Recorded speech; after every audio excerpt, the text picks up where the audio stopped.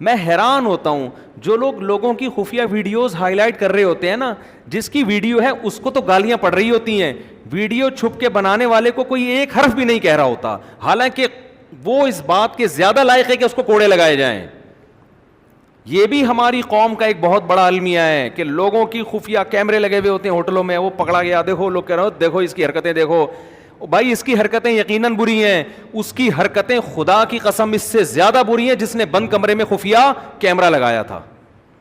میرے سامنے کیس آیا, ایک صاحب کو کسی سے دشمنی ہو گئی, پیسوں کا کوئی لین دین کوئی مسئلہ, تو اس نے اس کے کمرے میں چپکے سے کیمرہ لگوا دیا. وہ بندہ کوئی فحاشی وغیرہ کرتا تھا, لڑکیوں سے تعلقات تھے اس کے, چھپ کے, کھلے عام نہیں. اب اس نے اس کے کہیں نا کمرے میں خفیہ کیمرہ لگوا دیا تاکہ اس کو پکڑ لے کہ دیکھو اس کے لڑکیوں سے کیا ہیں ناجائز. وہ کہیں چلی گئی ہوگی کوئی لڑکی وڑکی کوئی فاحشہ, اور پکڑ لیا اس کو, ٹریس کر دیا. اب اس کو بلیک میل کر رہا ہے کہ یہ تیری ویڈیو میں اپلوڈ کر دوں گا. جو مجرم تھا وہ میرے پاس آیا, مجھے کہنے لگا یار میں ٹھیک ہے گنہگار آدمی ہوں, لیکن اس بندے نے, اور وہ بندہ بھی مذہبی تھا جس نے یہ کام کیا ہے, اتنی بڑی داڑھی اس کی, اس بندے نے میرے ساتھ یہ کیا ہے. میں نے کہا بھائی تو مجرم ہے, میں تجھے اپریشیٹ نہیں کرتا, تو لڑکیوں سے زنا کر رہا ہے, لیکن خدا کی قسم جس بے شرم انسان نے یہ کیمرہ لگایا ہے نا, لکھوا لو مجھ سے کہ قیامت کے دن شاید اللہ تجھے معاف کر دے, لیکن مجھے امید نہیں ہے کہ اللہ اس کو معاف کرے گا. اس لیے کہ آپ کو کس نے یہ اتھارٹی دی ہے کہ آپ کسی کی پرائیویسی میں ایسا گھسو. کیونکہ دیکھو انسان جب اللہ کے ساتھ یعنی گناہ کرتا ہے اور اللہ کو پتہ ہوتا ہے, 100 بار توبہ کرے گا, توبہ کا دروازہ اس کے لیے کھلا ہوا ہے. ثم اجتباہ ربہ فتاب علیہ وہدی. قرآن کہتے ہیں آدم سے خطا ہوئی, توبہ کی, بالکل اللہ نے ویسا ہی مقرب بنا لیا جیسے خطا سے پہلے تھے. لیکن جب آپ کا گناہ لوگوں کے سامنے آ گیا, آپ 100 بار اللہ سے, ایک بار اللہ سے توبہ کرو معاف کر دے گا, اب 100 بار بھی توبہ کرو اللہ معاف کرے گا, پبلک کبھی بھی معاف نہیں کرے گی.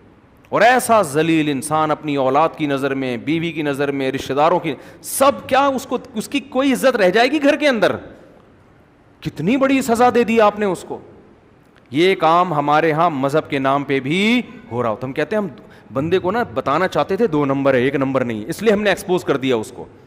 تو خوب سمجھ لو, جو چھپ کے تنہائی میں گناہ کر رہا ہے, شریعت میں اس کے گناہ پہ پردہ ڈالنے کا حکم ہے, اس کے گناہ کی اس ستاری کی چادر کھینچنے کی اجازت آپ کو بولو نہیں ہے.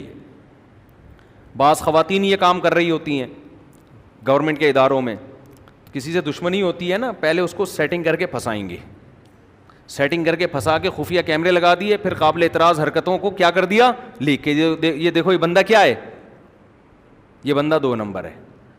تو لوگ, وہ بندہ ہے 2 نمبر, میں اس کو نہیں کہہ رہا, لیکن میرے بھائی جتنے جوتے اس بندے کو پڑنے چاہیے نا, اس سے ڈبل جوتے اس عورت کو پڑنے چاہیے, اس سے ڈبل جوتے کس کو پڑنے چاہیے, اس عورت کو. تو یہ فلسفہ ہے جو ہمیں اس سے پتہ چلتا ہے.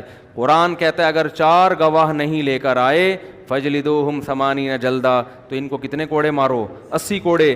ایک سزا تو 80 کوڑے کی, اور دوسری سزا کیا ہے, ولا تقبلوا لہم شہادۃ ابدا, اور آج کے بعد ان کی گواہی کسی بھی معاملے میں کبھی بھی قبول نہیں ہوگی, ہمیشہ کے لیے کالعدم, کبھی بھی ان کی گواہی قبول نہیں ہوگی. Thanks for watching. Don't forget to like, comment, share and subscribe to Mufti Tariq Masood, famous scholar.